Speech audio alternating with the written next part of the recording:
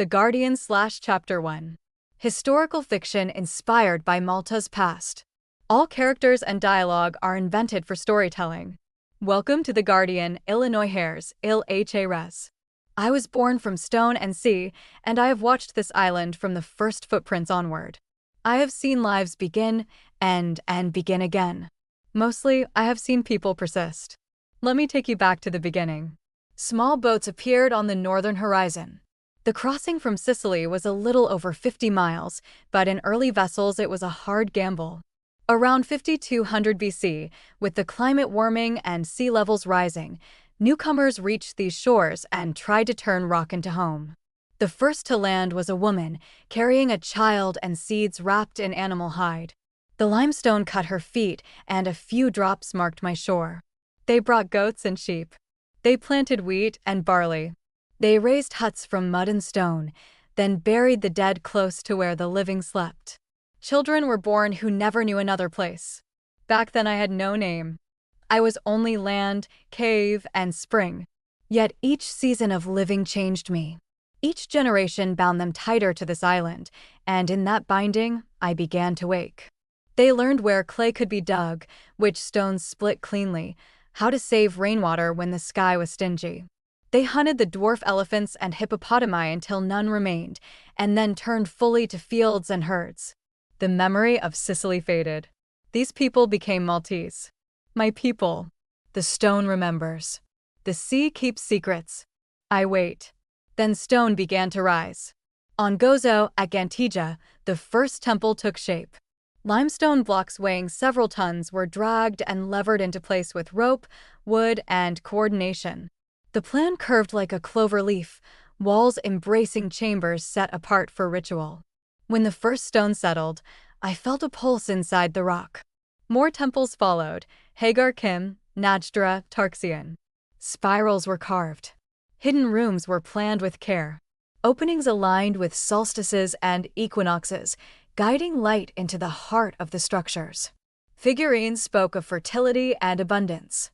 Around 3000 BC, the temple era reached its height, built without metal tools and without writing, powered by patience and determination.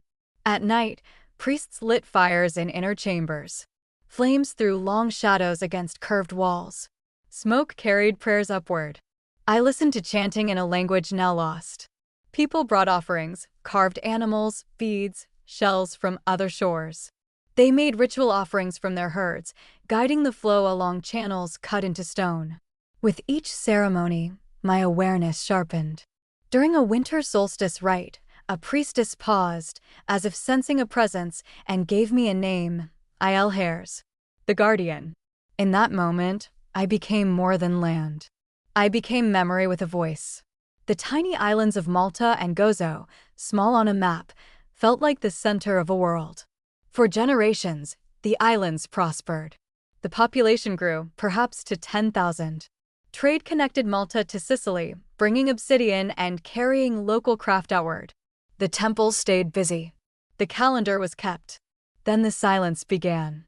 At Tarxian, a solstice passed with cold fire pits and empty altars. The climate shifted. Drought tightened across the Mediterranean.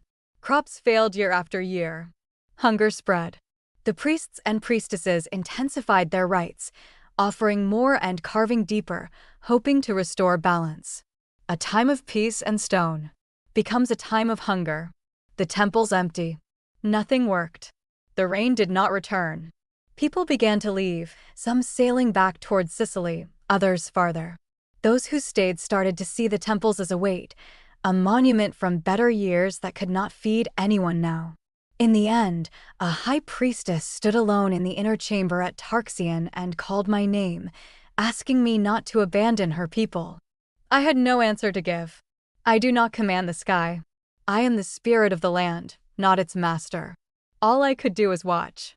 The temple culture collapsed around 2500 BC. Within generations, the skill of moving the biggest stones was gone, and the old stories faded. New settlers later arrived with bronze and different beliefs.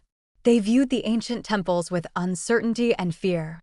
Instead of reaching toward the sky, They cut collective tombs into the rock, shaping an underground world for the dead. Stone remembers what people forget. I am the memory. I endure. I withdrew into stone and soil, into the shallow pools that formed when rain finally did come. Diminished, yes. Gone, no. The temples remained on the land, weathered, half understood, enduring. Always another ship. Always the sea bringing change to these shores. And I would watch. And I would remember. Visit Malta.